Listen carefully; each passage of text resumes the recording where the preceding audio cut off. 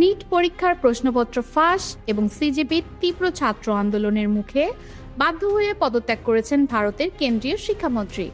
তরুণ প্রজন্ম জেনজির পরিচালিত এই ঐতিহাসিক আন্দোলনের সাফল্য যখন পুরো ভারতের রাজনীতিকে নাড়িয়ে দিয়েছে, ঠিক তখনই রাজপথে নেমে এসেছে তাদের পরবর্তী প্রজন্ম, জেন আলফা। অধিকার আদায়ের যে দাবানল সিজেপি জেলে দিয়েছিল তা আজ ছড়িয়ে পড়েছে পুরো ভারত জুড়ে। ভালো পাঠশালা, সুপেয় পানি আর উন্নত সড়কের মতো মৌলিক নাগরিক সুবিধার দাবিতে ভারতের একাধিক রাজ্যে এখন প্রশাসনকে সরাসরি চ্যালেঞ্জ জানাচ্ছে এই ক্ষুদে শিক্ষার্থীরা। শ্রেণীকক্ষ ছেড়ে রাজপথে আসা এই শিশুদের বিদ্রোহ প্রমাণ করছে প্রশাসনের অবহেলা আর দুর্নীতি কতটা চরমে পৌঁছলে 10 থেকে 12 বছরের শিশুদেরও আন্দোলনে নামতে হয়। গত কয়েক সপ্তাহে ভারতের রাজপথ দেখেছে জেন আলফার অভাবনীয় প্রতিরোধ। উত্তরপ্রদেশের হামিরপুরে পাকা সড়কের দাবিতে হাতে জাতীয় পতাকা নিয়ে জেলা ম্যাজিস্ট্রেটের কার্যালয়ে ঘেরাও করে একদল শিশু। অন্যদিকে ফতেহপুরের কিষানপুরে ক্লাসরুমে ফ্যান এবং সুপেয় পানির দাবিতে হাজার দেড়েক শিক্ষার্থী 4 ঘন্টা অবস্থান ধর্মঘট করে প্রশাসনকে লিখিত অঙ্গীকার দিতে বাধ্য করে।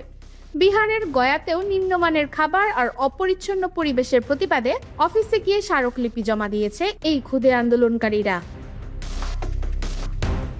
এই অসন্তোষের আগুন থেকে বাদ যায়নি কোনো রাজ্যই। রাজস্থানের বারমেরে শিক্ষক সংকটের প্রতিবাদে সরকারি স্কুলের ফটকে তালা ঝুলিয়ে দেয় শিক্ষার্থীরা। জয়পুরে জরাজীর্ণ ভবনের বিরুদ্ধে প্রতীকী ভাষায় প্রতিবাদ জানায় বাক ও শ্রবণ প্রতিবন্ধী শিশুরা। আর মধ্যপ্রদেশের সিরঞ্জে বাস ভাড়া অযৌক্তিকভাবে বাড়ায় রাজপথে নেমে বাস স্ট্যান্ড অবরুদ্ধ করে ফেলে ক্ষুব্ধ শিক্ষার্থীরা। মহারাষ্ট্রের নাসিক ও নাগপুরে দীর্ঘ কাদাপথ পেরিয়ে যাতায়াত করা শিশুরা প্লাস্টিকের বোতলকে মাইক্রোফোন বানিয়ে নিজেরাই তৈরি করেছে ভাঙাচোরা সড়কের ভিডিও রিপোর্ট, যা সামাজিক যোগাযোগ মাধ্যমে মোদী সরকারের উন্নয়ন ব্যবস্থার পোল খুলে দিয়েছে।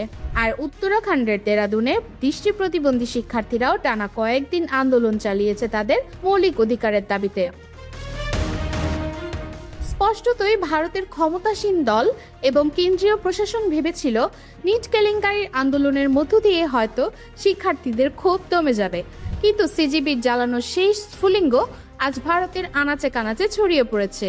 শিশুদের এই অভূতপূর্ব আন্দোলন প্রমাণ করে অধিকার আদায়ের এই লড়াই আর থামানো সম্ভব নয়। আপনি কি মনে করেন, জেন আলফার এই প্রতিবাদ ভারতের রাজনীতিতে বড় কোনো পরিবর্তন আনবে?